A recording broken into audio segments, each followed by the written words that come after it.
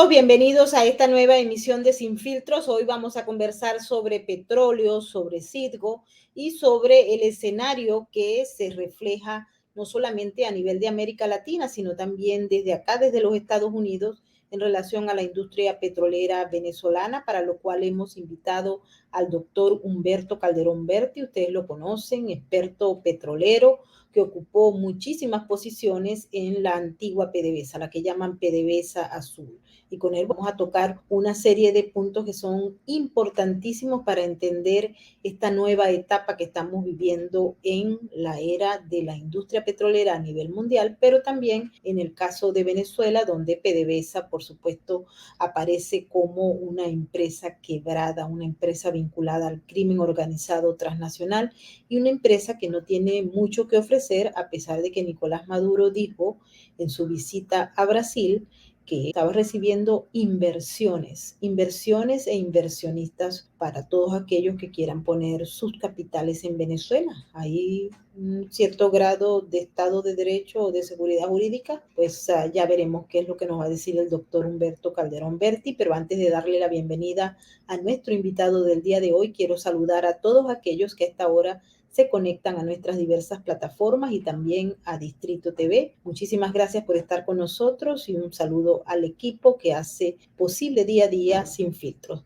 Bienvenido, doctor. Muchísimas gracias por estar con nosotros. Hola, Maybor. Encantado de saludarte a ti y a todos tus oyentes.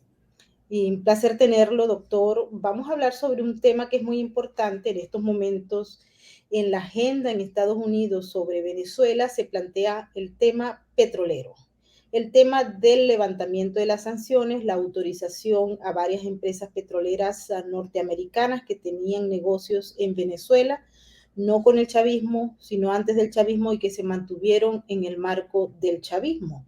Pero también ese proceso que se dio en el siglo pasado y que parece que quedó truncado ante la decisión de Hugo Chávez y mantenida posteriormente con lo que quedó para Maduro, de romper la estrategia, de acabar con esos vínculos que establecían a esa industria petrolera venezolana con las capitales del mundo, con las industrias más grandes del mundo. De hecho, en lo que es la cronología histórica, uno observa que PDVSA era la cuarta empresa más importante de petróleo del mundo, pero hoy en día no es sino una empresa quebrada convertida prácticamente en una pieza de una organización criminal. Muchas gracias, Maybor. Mira, yo recuerdo los años que yo fui ministro de Petróleo en Venezuela, yo que andaba por todas partes del mundo. Una de las cuestiones que más nosotros resaltamos era la condición de Venezuela ser un país seguro y confiable en materia de suministros petroleros. Así lo fue durante la Segunda Guerra Mundial. Venezuela crece su industria petrolera de una manera asombrosa, casualmente porque se convierte en una fuente segura de abastecimiento a las tropas aliadas. Recuérdate que en esa época solamente en este hemisferio producía petróleo los Estados Unidos, México, que nacionalizó su industria en el año 1938, y Venezuela, que producía un poquito menos de 1 millón de barriles por día, 800,000 barriles por día. El gran empujón de la industria petrolera venezolana fue durante los años 40, la segunda mitad del decenio y de los años 50. Y en otros sitios donde se producía petróleo era en Irán y en Irak y en Asia Central, en Bakú, en esa zona de la antigua Unión Soviética. Entonces Venezuela se convirtió en un país muy importante para el mundo y nosotros hacíamos mucho énfasis en eso y siempre lo mantuvimos. Venezuela era un país confiable, un país seguro, suministrador de petróleo, que nunca utilizó el petróleo como un instrumento de chantaje político. Y eso siempre cumplimos con cabalidad con esas cuestiones. Bueno, ¿qué pasa? El año 1979, Venezuela apenas 3 años antes había nacionalizado la industria petrolera, el año 1976. Y la situación de las reservas del país era una situación desbalanceada. Había mucho petróleo pesado y poco petróleo mediano liviano. El 65% de las reservas eran reservas de crudos pesados y el resto eran crudos livianos y medianos.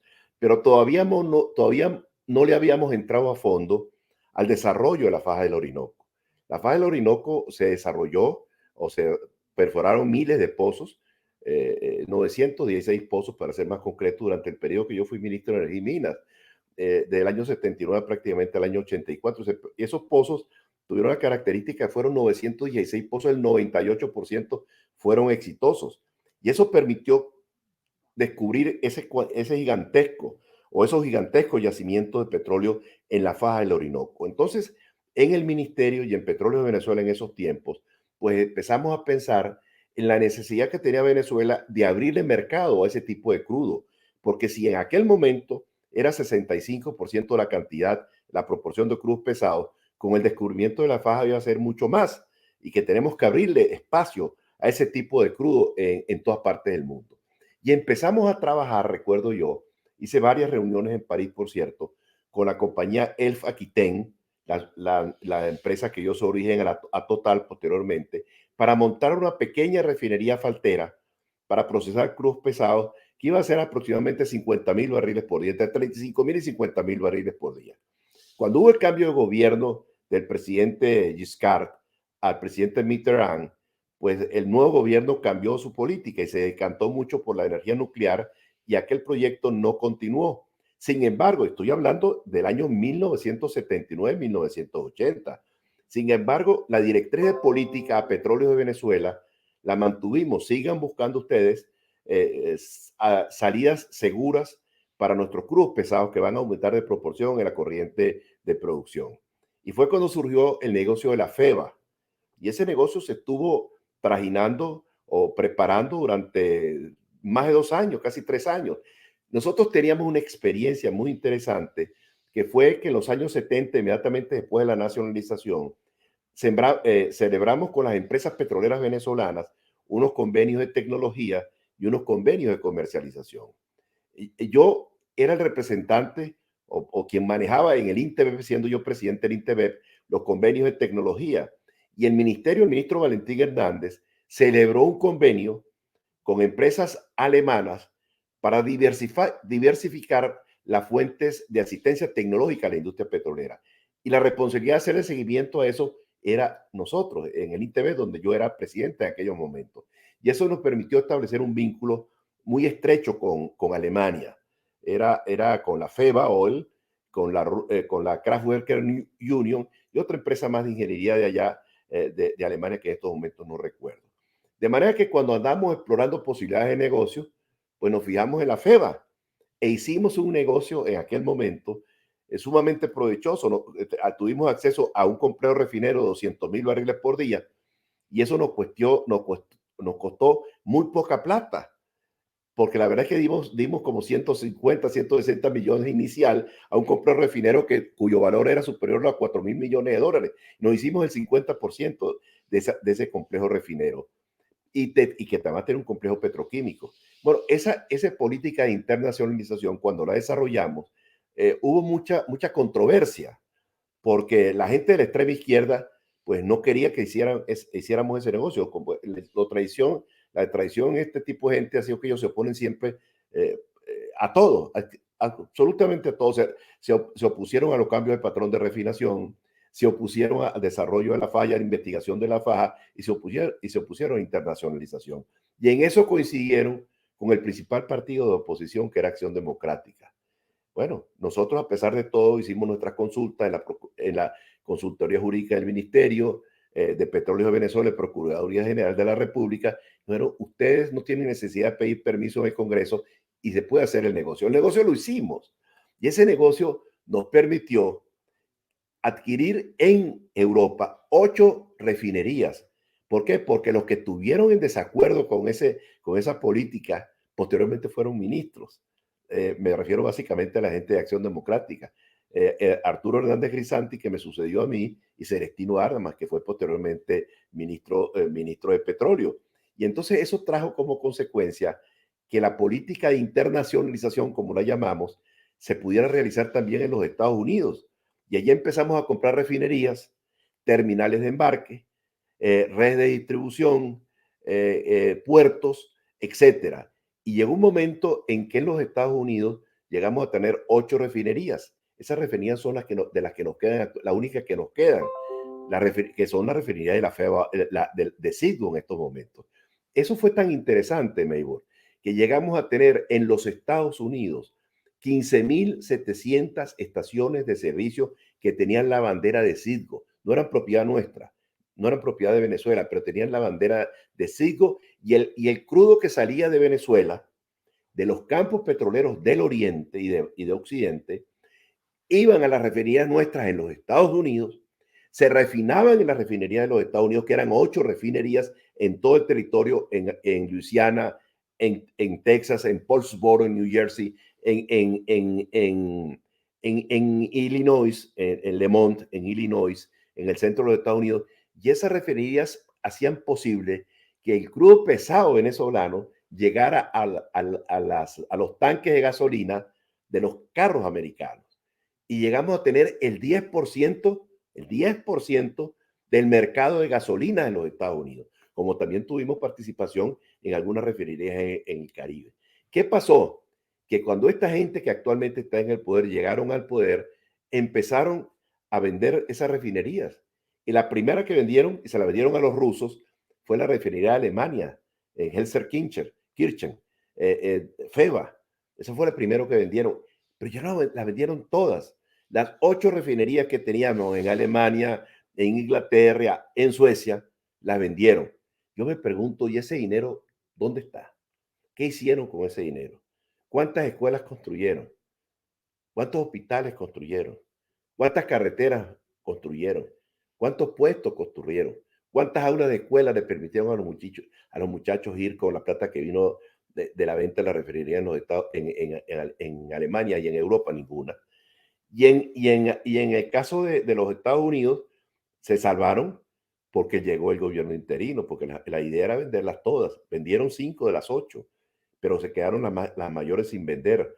Pero claro, esta gente, a través de una cantidad de cosas que han hecho en el transcurso de sus administraciones de Chávez hasta ahora, pues en primer lugar, expropiaron a Cristalex, entonces tenemos una demanda de Cristalex, expropiaron a ConocoPhillips, tenemos una demanda de ConocoPhillips, y como si eso fuera poco, dieron el 51% de las acciones de Citgo en garantía a bonos que se emitieron en aquel momento, y la garantía eran las acciones de Citgo. Entonces, la situación en estos momentos es una situación bastante complicada, porque hay juicios que se han adelantado y en esos juicios pues no ha salido Venezuela, no ha salido muy bien, a pesar de los esfuerzos que ha hecho la gerencia de Petróleos de Venezuela ad hoc o la gerencia de Citgo, pero la verdad es que la situación es muy precaria, la situación que nosotros tenemos en estos momentos. ¿Qué es lo que nosotros hemos dicho? Hemos dicho algunos de nosotros. Bueno, intégrese un equipo, realmente un equipo que puedan ayudar a los que están allá, gente experta en negociaciones internacionales y buscar un arreglo con los acreedores venezolanos.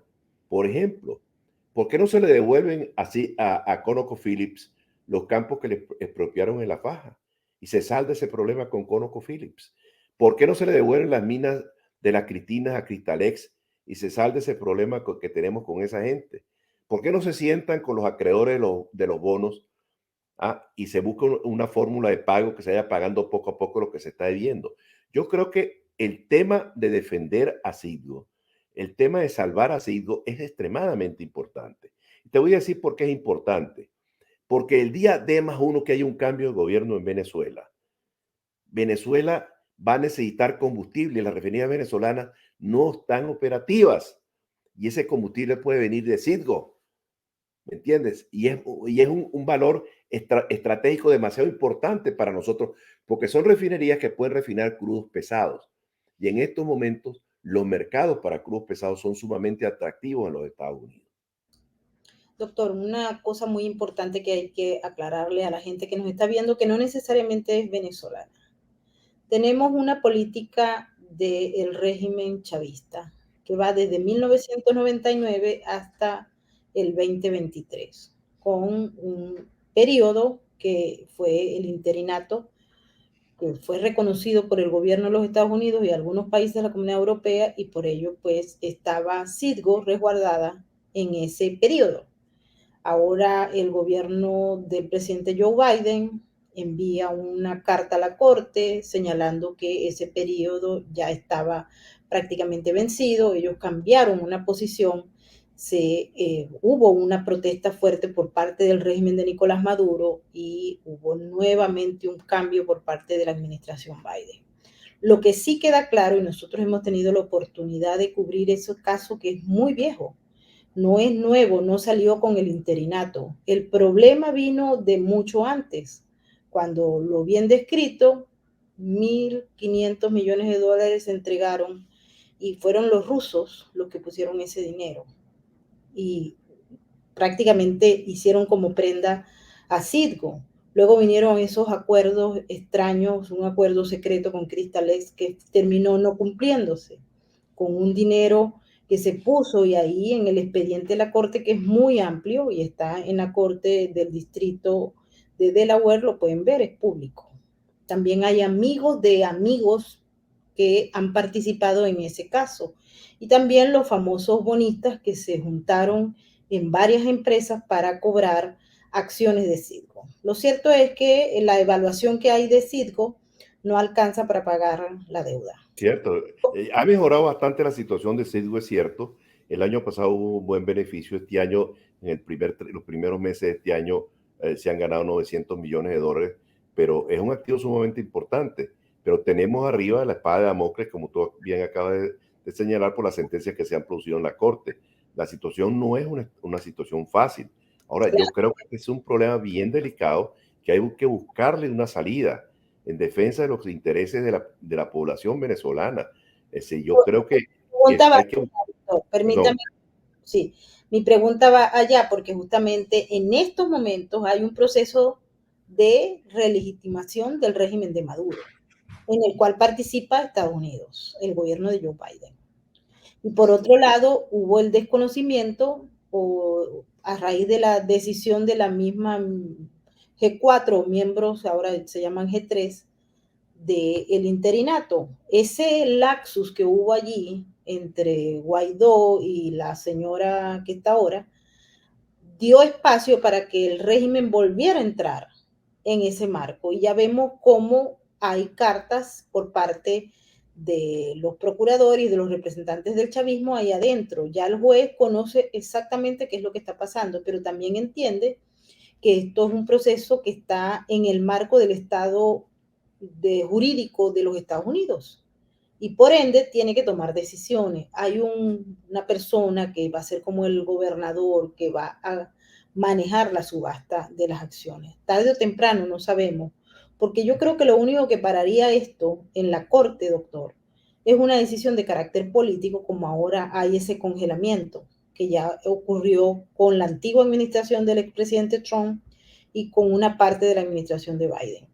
Pero ¿hasta dónde vamos si hay una legitimación del régimen de Maduro y que la Comunidad Europea y Estados Unidos, aunado a todos los amigos, Nicolás Maduro en Brasil con Lula da Silva y con un grupo de presidentes que son legítimos aparentemente? Bueno, lo que está pasando en Sigo, yo lo acabo de decir, Meigoré, es sumamente delicado porque hay un riesgo cierto que se puede perder los activos. Y eso es una cosa muy lamentable. Claro, ese riesgo se acentuó con la decisión del G4 o G3 en su momento de defenestrar al gobierno transitorio, el gobierno interino de Juan Guaidó. Yo inclusive, habiendo tenido las discrepancias y divergencias que tuve con el gobierno interino en su momento, cuando estaba embajador en los Estados Unidos, pues yo salí diciendo públicamente en reiteradas ocasiones que no se podía prescindir del gobierno interino, que eso era dañino al interés nacional, que había que mantener ese gobierno, que si no le gustaba a Guaidó, que buscaran otra salida a otra persona, pero que se mantuviera la figura jurídica del gobierno interino, porque eso era lo que nos brindaba la protección a los activos que teníamos en los Estados Unidos, en Portugal y en Inglaterra, y además de eso, nos permitía el acceso político a los países que habían reconocido al gobierno interino, que es muy, muy importante. No es lo mismo que una comunidad venezolana de 2,5 millones de personas que hay actualmente en Colombia, vaya alguien a hablar a nombre de quién con el gobierno colombiano, a que vaya el embajador, aunque el gobierno interino, pero a hablar con las autoridades. Yo recuerdo que cuando yo estuve de embajador, a mí las puertas se me abrieron totalmente en el caso de Colombia y recibimos todo el apoyo que se podía conseguir en aquel momento para permiso de trabajo, para regularizar la permanencia de la gente en Colombia, para que tuvieran acceso a la educación los niños venezolanos, que les ofrecieran el acceso a la salud a los compatriotas venezolanos.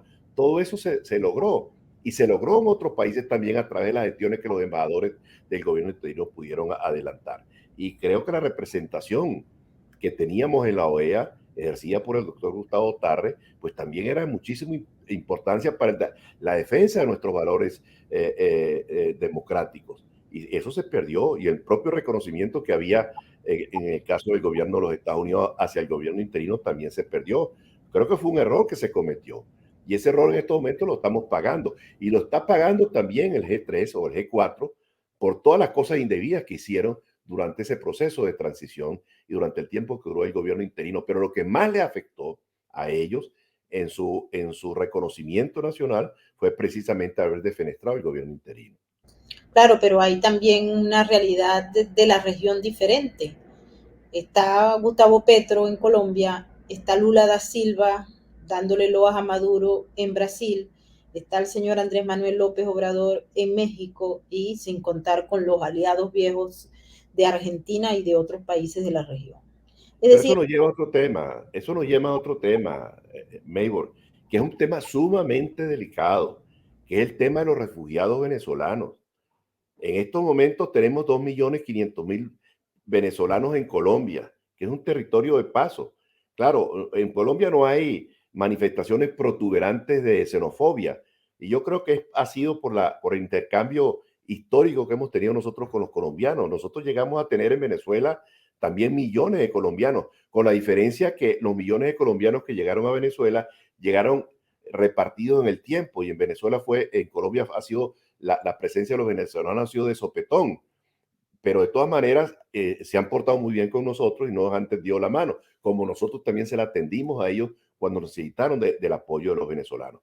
Pero el problema que actualmente hay en Venezuela, perdón, en Colombia, en Ecuador, en Perú, en Chile y en la frontera sur de los Estados Unidos, eso no va a detenerse, eso va a continuar y el problema se va a acentuar. Pueden haber todos los reconocimientos que haya del gobierno de Maduro, lo pueden legitimar las veces que quieran, pero el problema va a permanecer. ¿Por qué? Porque la gente no está saliendo por una razón distinta, o fundamentalmente está saliendo porque tienen hambre, porque no tienen de qué vivir, porque no hay oportunidades de trabajo, porque no hay la manera de ganarse razonablemente el sustento para ellos y para sus hijos, porque no es posible que un maestro gane $5, ni es posible que un trabajador universitario, un profesor universitario con titularidad, con rango de titular, gane $50 mensuales. El problema no se va a cambiar. Y si hay unas elecciones, y si por casualidad llegara Maduro a ganar esas elecciones, tampoco se va a arreglar el problema. El problema va a continuar. ¿Qué razón puede tener el venezolano de ahora que gane Maduro las elecciones que se puedan celebrar el año 24? ¿Qué va a cambiar? Absolutamente nada, porque el problema central de todo esto es que vienen aplicando políticas públicas que han fracasado en todas partes del mundo durante decenas de años. Todas esas políticas de corte socialista que aplicaron en la antigua Unión Soviética, en los países de Europa Oriental y en los países del mundo donde se han aplicado las políticas socialistas, eso es lo que ha producido es miseria, pobreza colectiva para la población, escasez para la gente, atraso para los países. Y eso no va a cambiar en Venezuela, porque nadie puede pensar que si hay unas elecciones y las gana Maduro, Maduro va a cambiar su manera de conducir los destinos del país. Las políticas públicas van a ser las mismas, no va a haber cambio. Y si no hay un cambio en las políticas públicas, pues el país va a continuar en el hueco como está, porque el país está como está por la profundización que se hizo del estatismo. Todas esas políticas de expropiaciones o de incautación de empresas y la quiebra en la cual incurrieron todas las empresas del Estado. El Estado venezolano, Meiro, en estos momentos, tiene 580 empresas bajo su tutela. No hay una sola, incluido Petróleo de Venezuela, que gane dinero. bueno, lo que Todo, estamos hablando, doctor, es que hay un proceso de transformación del aparato económico en Venezuela. Desde absolutamente. la llegada de Chávez hubo una ruptura de todo lo que era el proceso institucional para convertir al Estado en un Estado comunal donde las comunas y este grupo se unen al Estado como ente de responsabilidad, pero también como ente revolucionario a Pero ¿de través qué le de sirve eso a la este gente? modelo. Pero a través de este modelo, doctor, la gente se siente integrada, los que están, pero es un modelo que quiebra económicamente porque el Pero socialismo ha demostrado a lo largo de la historia que es un fracaso. Y es en un el caso fracaso. Y peor, en Venezuela y en Cuba ha sido un fracaso. Y en Venezuela, que era el país envidia de los latinoamericanos y país envidia en muchas partes del mundo, cuya economía crecía, que la economía, el país se modernizó, donde el que nacía pobre tenía la oportunidad de ir a estudiar, tenía la oportunidad de subir desde el punto de vista social, desde el punto de vista económico, donde la gente tenía acceso a la propiedad privada porque se compraban los apartamentos para la gente, los carritos para la gente, y los muchachos tenían oportunidad de estudiar en Venezuela, y muchos fuimos afortunados de que nos mandaron al exterior, algunos con el plan de Gran Maricaya de Ayacucho y otros, como el caso mío, antes, pero que tuvimos oportunidad de estudiar y de prepararnos. Y esa oportunidad hoy no la tienen los jóvenes venezolanos, ni la van a tener jamás. Porque ¿qué es lo que le interesa al régimen venezolano? tengo que decirle algo, doctor. Hay miembros de la clase política y de la clase militar fusionada hoy en día en ese modelo del socialismo del siglo XXI, que sí tiene oportunidad de irse a formar, pero no en las mejores escuelas ni en las mejores instituciones del planeta. Hay gente que se ha ido a Corea del Norte, hay gente que se ha ido a China, a Rusia y a cualquier país de ese eje que está operando en América Latina en conjunción con los modelos autoritarios de la región. Yo conozco gente que ha ido a formarse en Corea del Norte, en ¿Pero qué pueden Rusia. aprender Corea del Norte? Bueno, me ¿Qué imagino pueden que están aprendiendo las bases del modelo totalitario, porque es lo Bueno, único que de acentuar el control. Es lo mismo que me digan a mí que van a formarse en Cuba. ¿En Cuba en qué se forman? Acentuar el control social que tienen en la población. Porque es que el tema es que el sistema socialista, el sistema comunista, parte de que tú, mientras más pobre tú eres, más útil. Porque si tú quieres trabajar, tienes que trabajar conmigo, que soy el Estado, el representante del Estado. Si tú quieres comer, tienes que depender de la bolsa de comida que yo te dé. Si tú te enfermas, tienes que depender de que yo te mande a un hospital y con una tarjetita para que te atiendan, porque el común de la gente no lo están atendiendo como debe ser. Entonces, el país está totalmente descuadernado. Nosotros vivimos, Meibor, en estos momentos, una situación de anarquía pacífica. Anarquía pacífica. Tú dirás, ¿por qué? Bueno, porque no hay un enfrentamiento permanente, hay manifestaciones, bandas y cosas, pero no hay un estado de anarquía generalizado violenta. No lo hay. Pero no hay gobierno. Lo que hay es una desarticulación de la sociedad. Toda la institucionalidad del país fue destruida. Todo el sistema productivo del país fue destruido. Todo el sistema que generaba recursos para el país, que era el petróleo y la industria petrolera, fue destruido. Entonces, el país está descuadernado, absolutamente descuadernado. Entonces, al país hay que reconstruirlo. El país hay que rehacerlo. Y está equivocado el que piense que el país se va a arreglar con una mera elección. No, pero no doctor, se va a arreglar con una elección. El país hay que reconstruirlo totalmente en su cimiento y significa que hay que tirar por la borda o meter en un cajón y echarle llave por fuera a todo lo que ha significado la mentalidad estatista clientelar que se ha aplicado en Venezuela durante muchísimos años. Es que te parece poco lo que hay en Venezuela, 580 empresas del Estado donde no hay una sola que gane dinero. pero obviamente las empresas que pasan al poder del Estado pasan a ser empresas quebradas. Pero tenemos Quebrada. un evento, Entonces, ¿qué es lo que doctor. hay que hacer? ¿Qué es lo No, que hay que hacer? permítame, Esas empresas todas hay que privatizarlas, en Maybor. claro, Hay que pero permítame un privatizarlas. segundo, doctor, porque con esta Perdóname. mafia que nos está aplastando en estos momentos, porque usted bien lo ha dicho, el país está quebrado, no hay una estructura, incluso desde el punto de vista del mismo modelo autoritario, que permita pensar que pueden haber elecciones libres y transparentes, que permitan pensar que puede haber una transición hacia la democracia, hacia el orden, en base a lo que hay. Es decir, si hay unas elecciones, que no son elecciones, porque ya sabemos y tenemos cronológicamente estipulado desde cuándo no hay elecciones en Venezuela, libres y transparentes, como lo dice la comunidad internacional, esas no existen allá. Pero si hubiese una presión y se tuviesen que hacer unas elecciones y ganar a alguien que no es del régimen, sencilla y llanamente, ahí es que el régimen se activa para que haya más de gobierno de lo que ya hay. Es decir, conflictos, es muy difícil transitar sin el poder de las Fuerzas Armadas en Venezuela, y hay que recordar que el sistema está armado con ese modelo cívico-militar que Chávez explicaba muy bien desde el inicio y mucha gente no entendió cómo era el asunto, y la integración de todos esos modelos que impone esa ley, ese Estado comunal. La persona que quedase en un propósito de que se hubiese unas elecciones, cosa que yo no estoy convencida en lo absoluto, de que pueda producirse en los términos que está planteado, lo que sí le diría es que sería un verdadero infierno, salvo que incluya una voluntad política de la comunidad internacional para que haya un modelo de transición que permita estabilizar el proceso de un gobierno eventual, y eso no lo veo yo. No es, Eso que tú estás diciendo es lo que tiene que venir necesariamente, Meibor, porque no hay otra forma. Es decir, uno se pone a revisar la situación en la cual se encuentra el país con toda su institucionalidad destruida, todo absolutamente controlado por el sistema político vigente en Venezuela.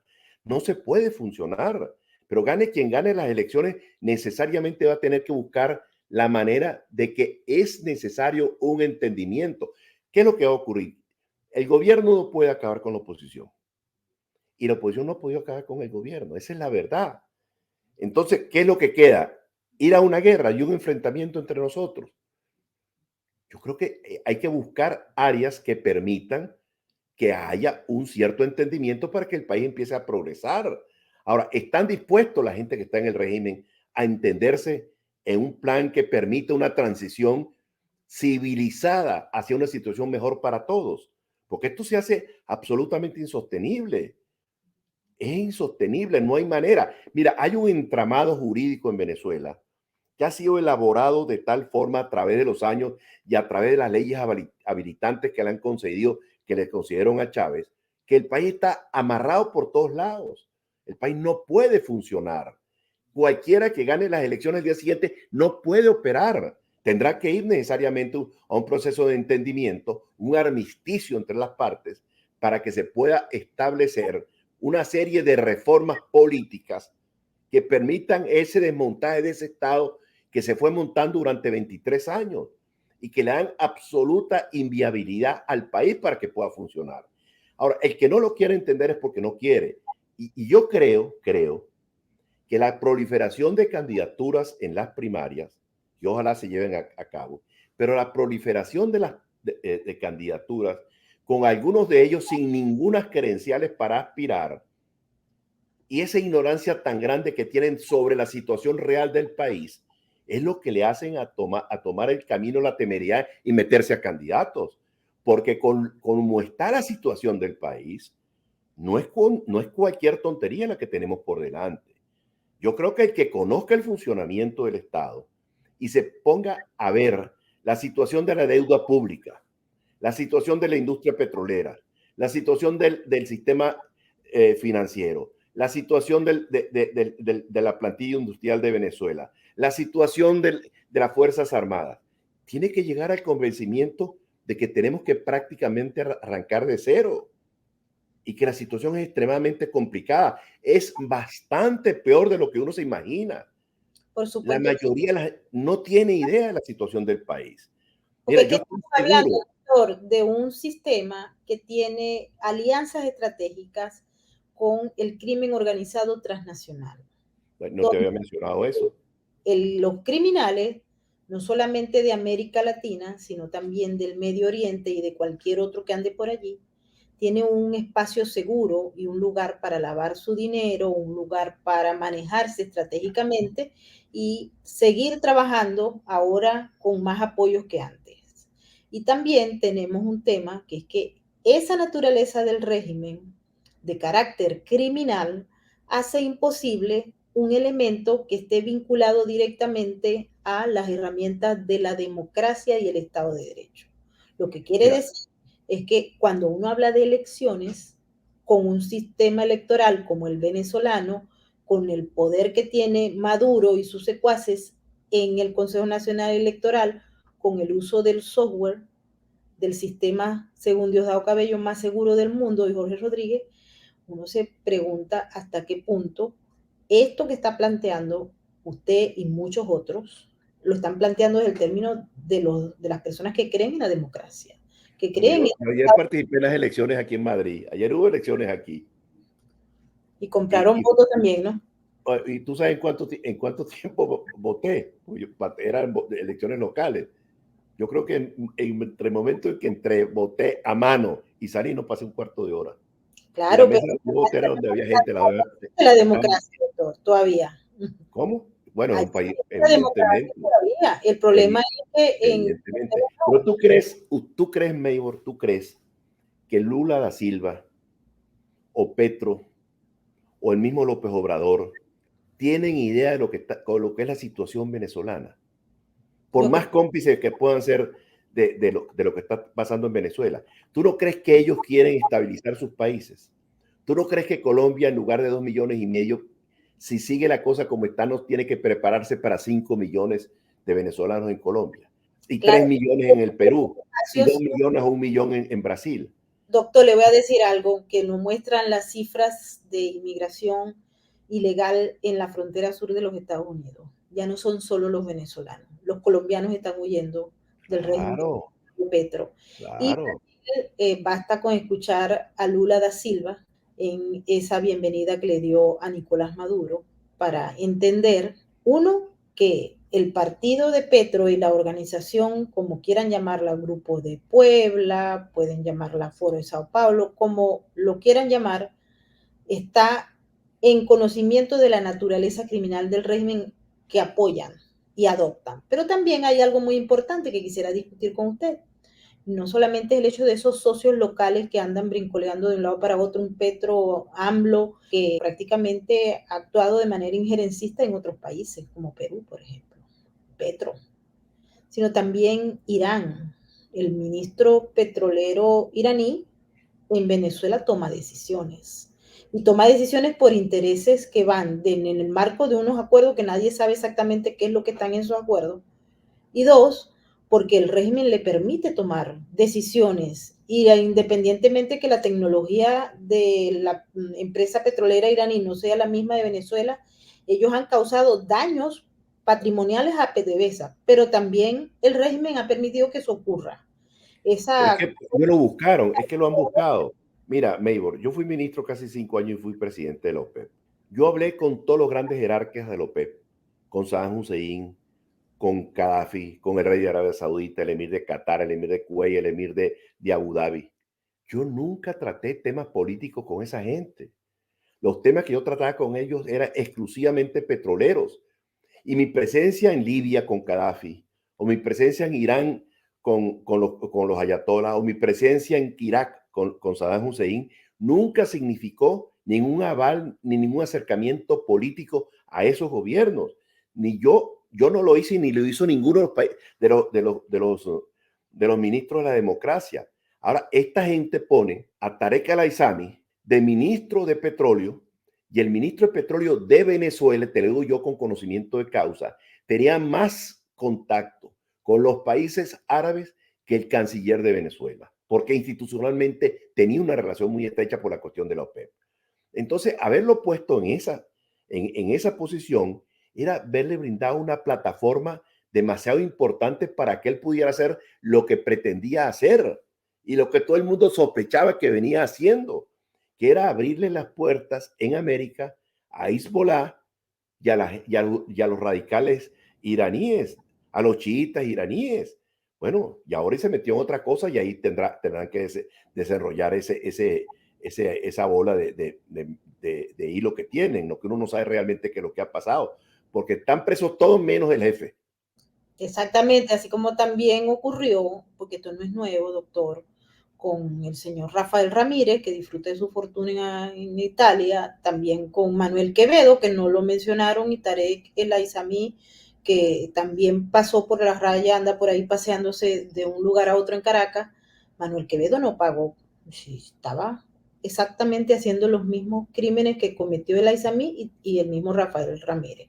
Es decir, PDVSA es un saco de ladrones criminales que ahora están mezclados con los rusos, con los chinos, con los iraníes y con los sirios y con cualquiera que venga. Pero eso es nuevo, eso no es nuevo. No es nuevo en lo absoluto. Eso venía ocurriendo hace muchísimos años. Eso venía ocurriendo desde el gobierno de Chávez. Entonces ahora uno ve a Rafael Ramírez atacando a los que están actualmente. Y los que están actualmente llamando pillo a Rafael Ramírez. Entonces, ¿qué es lo que hay ahí? ¿Cuál de los grupos es el pillo?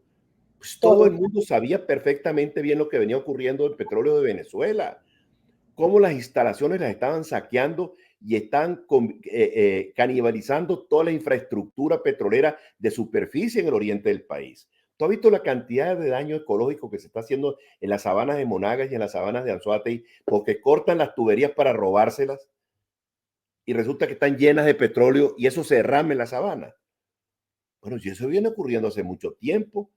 Es decir, el petróleo del subsuelo no se lo han robado porque se robaron las instalaciones. Porque si hubieran dejado las instalaciones en superficie también se las roban, ¿no? Pero no se lo han podido robar porque se robaron las tuberías de las líneas de flujo, las estaciones de recolección, las estaciones de bombeo. Entonces se han robado absolutamente todo. En el lago de Maracaibo han desmantelado las estaciones de inyección en el lago de Maracaibo. Toda la flota lacustre, que eran 2.800 unidades lacustres, no quedan ni sino 100 de una producción de 1.700.000, 1.800.000 barriles por día, casi 2 millones por día. Actualmente escasamente se llega a los 150.000 barriles en el lago Maracaibo. ¿Por qué? Porque no hay infraestructura para poder producir ese petróleo. El petróleo está en el subsuelo porque no se lo robaron, porque no lo pudieron sacar. Pero Ahora bien, doctor, tenemos a Chevron en interés con Venezuela, tenemos a varias empresas transnacionales, la ENI, entre otras, y recién acaban de entregarle unas licencias a 6 empresas norteamericanas para volver a operar en Venezuela. ¿Cuál es el interés de ellos si saben que allá hay un nido de ratas corruptas y hay una ausencia de Estado de Derecho? bueno, muy fácil, eso no hay que ser un gran conocedor del tema. El problema es el siguiente. Con la guerra de Ucrania, los rusos le están suministrando a Europa 5 millones de barriles de petróleo por día. Ese petróleo lo pararon. Pero aparte de eso, le están suministrando el equivalente a 17 millones de TCF, trillones de pies cúbicos de gas al día. Y eso se paró también porque habían dos gasoductos que venían del norte. Uno estaba en funcionamiento de Rusia al norte de Europa. Y el norte de Europa, por lo menos Alemania, que es el país más potente desde el punto económico, ¿viste? Desde el punto de vista económico en Europa, cometieron un garrafal error. Yo diría hasta ingenuos fueron, dependiendo del suministro no solamente de petróleo, sino de gas natural proveniente de Rusia. Y lo primero que hizo Putin fue cerrarles el grifo. Entonces, ¿cuál es el gas que se está actualmente consumiendo? El 70% del gas que llegaba a Alemania venía de Rusia. Y el 30% del gas de toda Europa venía de Rusia, porque los países mediterráneos, el gas le va de Libia o de Argelia. Entonces tienen menos dependencia. ¿Ok? Pero en el caso concreto del gas del norte, se quedaron sin gas. ¿Y tú sabes cuál es el gas que están consumiendo actualmente en Alemania? Por lo menos el que consumían en invierno. Gas que venía de los Estados Unidos. ¿Y ese gas americano de qué tipo de producción venía? De fracking, de fracturamiento de lutitas impregnadas de gas. Y en Europa, que puede haber gas en España de ese tipo, en España, en Francia, en Italia, en Hungría, en Rumanía, en Polonia, en Inglaterra, en Alemania, porque donde hay cuencas, en todos los sitios donde hay, Meibor, cuencas de ullíferas, carboníferas, pues debe haber gas de lutita. Entonces aquí se han creado el cuento en Europa de que el gas proveniente del fracking, que es el que está produciendo Estados Unidos, que pasaron de producir 40.000 millones de pies cúbicos de gas por día a 120.000 millones de pies cúbicos de gas por día. Y que pasaron de producir 5 millones de barriles de petróleo al día a producir casi 13 millones de barriles por día. Donde han perforado 1 millón de pozos de fracking. 1 millón. ¿Cuántos terremotos ha habido en los Estados Unidos como consecuencia del fracking? Nómbrame uno, tú que vives allá. Ninguno. ¿Cuál es la diferencia entre un pozo de fracking de fracturamiento que lo que hace es que se llega hasta la lutita y después se navegue internamente, horizontalmente? ¿Cuál es la diferencia entre un pozo de fracking y un pozo convencional? Ninguna. Entonces aquí dicen que contaminan los acuíferos. El grado de contaminación de un pozo convencional es el mismo grado de contaminación de un pozo de fracking. Entonces prefieren estar de rodillas frente a Rusia y con la teoría de consumir fuentes alternas de energía. Ese es un cuento que no lo vamos a ver ni tú ni yo. En estos momentos, el 80% del consumo energético del mundo son hidrocarburos.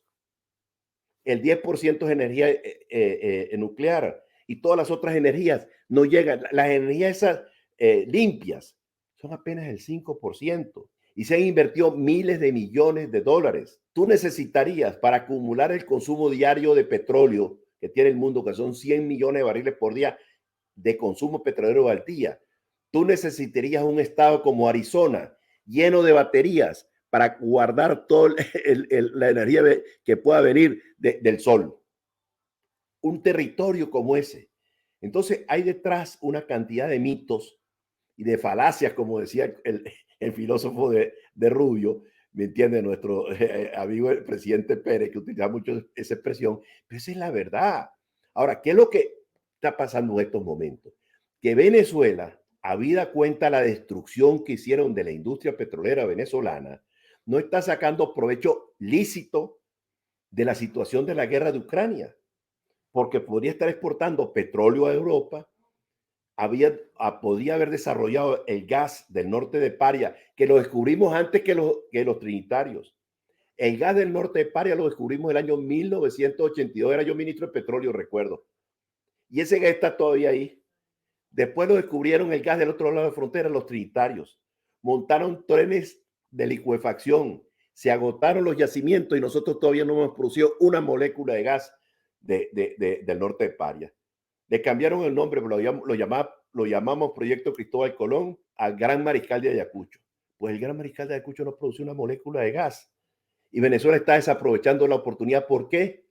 Porque destruyeron la industria petrolera, que había sido el gran generador de riqueza en Venezuela.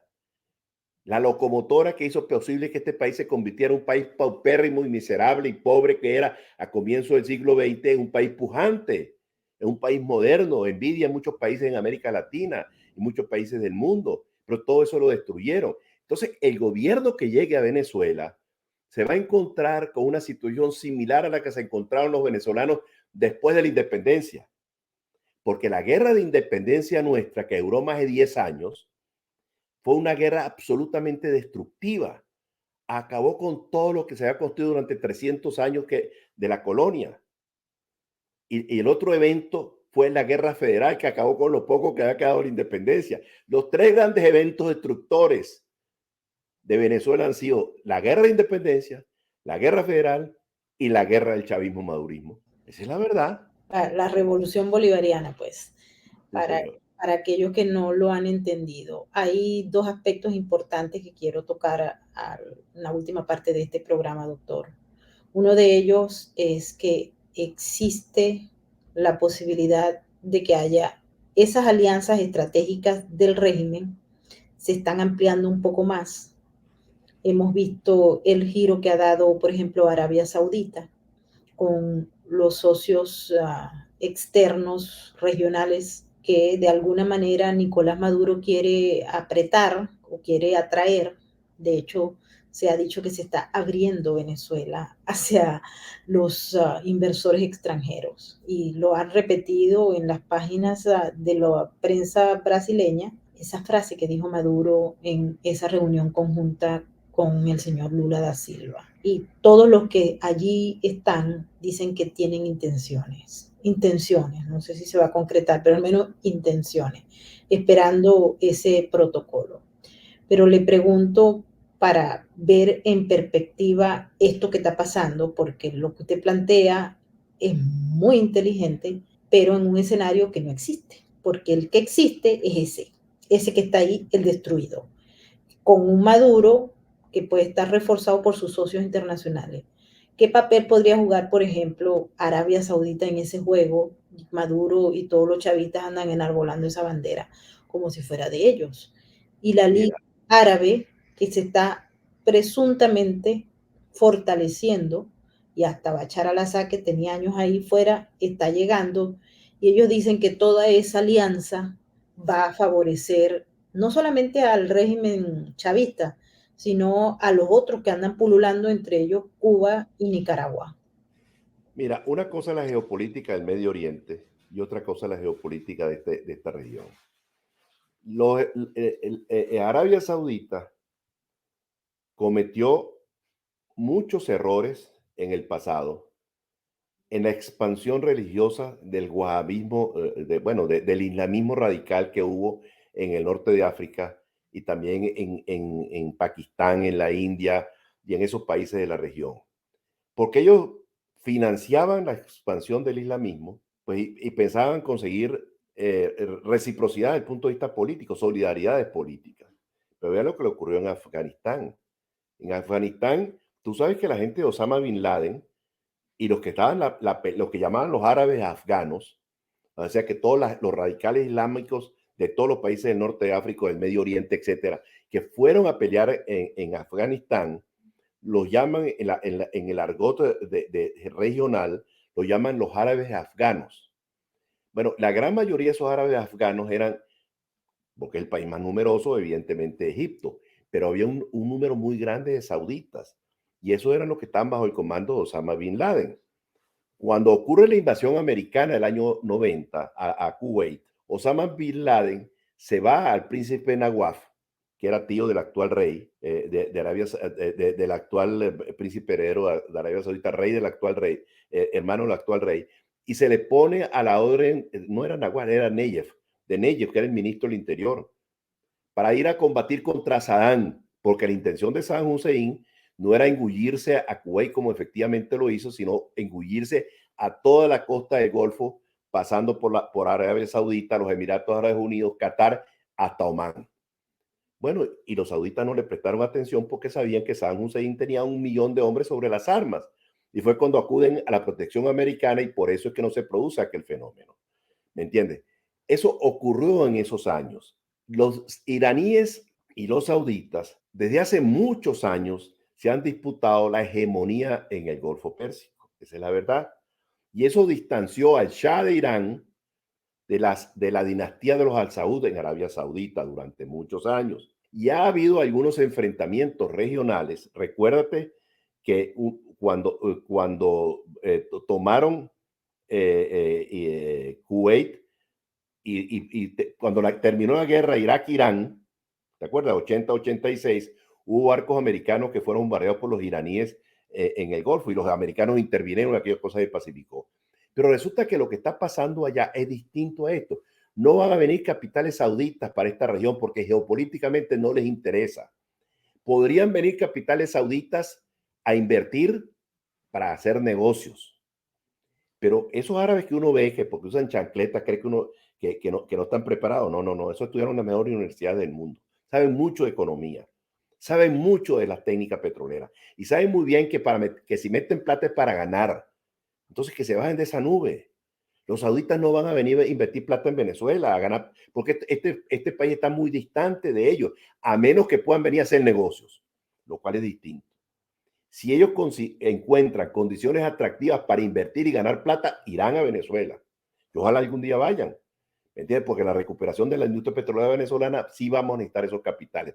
Pero no van a venir como hermanitos de la caridad, ni van a venir a hacer geopolítica regional porque no les interesa. Van a venir a ganar plata. Y nosotros sacaremos provecho de ellos si es que se da el caso, ¿no? Pero en estos momentos eso es mentira. ¿Por qué se han acercado a Bashir al-Assad? Porque está cerca, porque le interesa acabar con ese frente. ¿Por qué?